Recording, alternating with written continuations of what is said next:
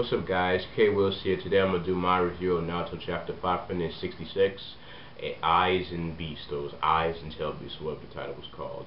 And this chapter overall was really good. We got some Tail Beast action, and in the start of this chapter we have Killer Bee going full 8 tails, and he basically spins rapidly to destroy the surrounding area because Killer Bee knew that the Six Jinchuriki had an advantage because of the terrain. So basically, he makes this typhoon spin. He calls it like 8 tails whirlwind, and he basically spins around. It's like a nice panel. You get to see him destroying all the trees and everything, and like all the Six Jinchuriki are being blown away, and Naruto's like hanging on.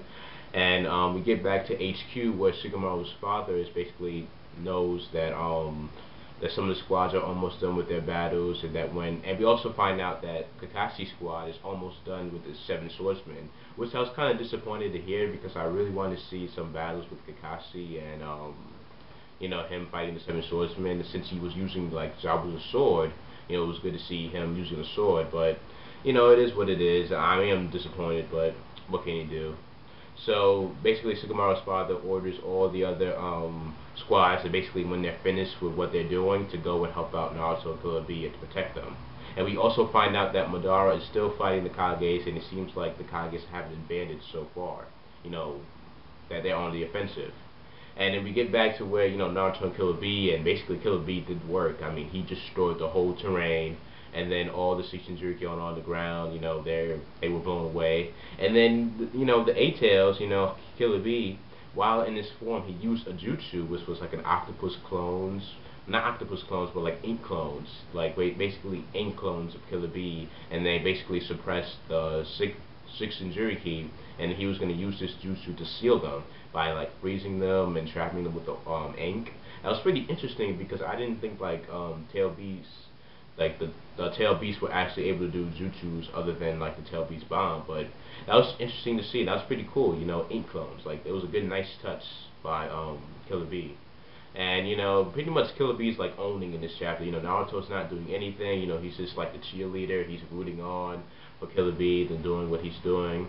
But then Toby comes out of nowhere, makes like a hand sign, and then all the Six Jinchuriki transform into like a miniature Tail Beasts themselves, And it's funny because I looked at Han, and I'll get to more about him later on. And like he had his hat still, even though he transformed. I thought that was pretty cool that he had his hat.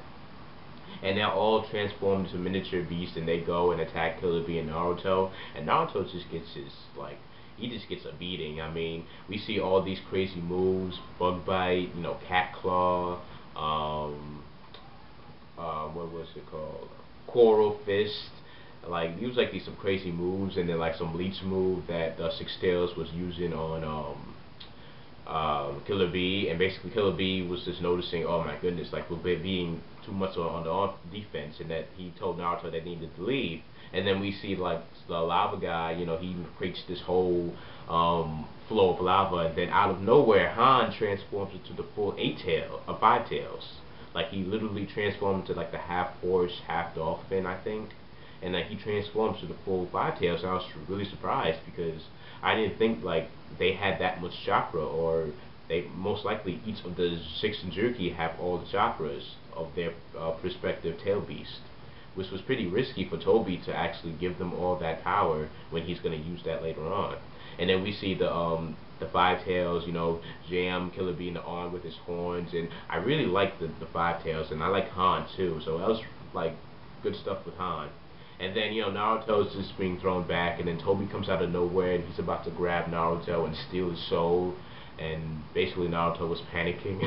And then out of nowhere, Guy and Kakashi come in, and they save Naruto. And then we see, Guy in his stance. It looks like he awakened one of the 8 inner gates, because we saw there was like an aura around him, and then Kakashi was like with his Sharingan, they were ready to go, and it was like the masters have arrived. And I thought it was pretty cool to see, Kakashi, we might see more fighting from him, and I think that there's going to be some connection between Kakashi and Toby, because out of all the Mangekyo Sharingans, Kakashi's is the most mysterious, because his Mangekyo Sharingan doesn't do a Matarasu or Susanoo or Tsukiyomi or anything like that. It actually basically it does like a time warp thing, Kamu, that's what it's called. So we might get something revealed between Toby and his identity, because I think there is something connection between Hikasi and Toby. But overall, this chapter was really good. Really good to see the Tail Beast. This was basically a Tail Beast brawl, and it's funny how Naruto, he stuck out like a sore thumb, because like we see all these Tail Beasts, you know, 8 Killer Bee and his full 8 tails, and then we see Han and his 5 tails, and everybody else in their miniature Tail Beast form. They're like brawling, they're ready to go, and you just see Naruto just standing there, you know.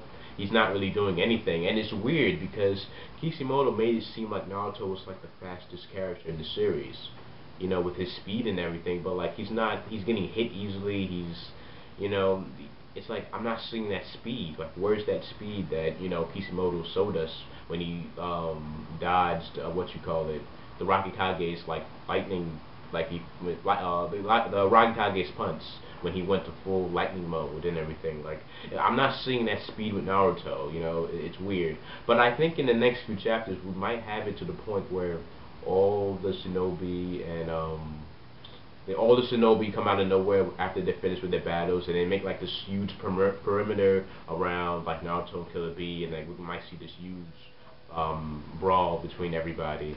Like I would love to see that, because then we would see other characters fighting, you know, Tail Beast, say like Rock Lee fighting the 3 tails or something like that. Like we will see more of these characters fight more, and we will see what they can do ever since time skip, because some of these characters we don't know at all. But anyways, this was a good chapter. Thank you for watching. Subscribe, comment, rate, and please comment your thoughts. I like to see other people's thoughts and stuff. So comment below. Please rate if you did like it. Please subscribe for more great videos. And see you guys later. Peace.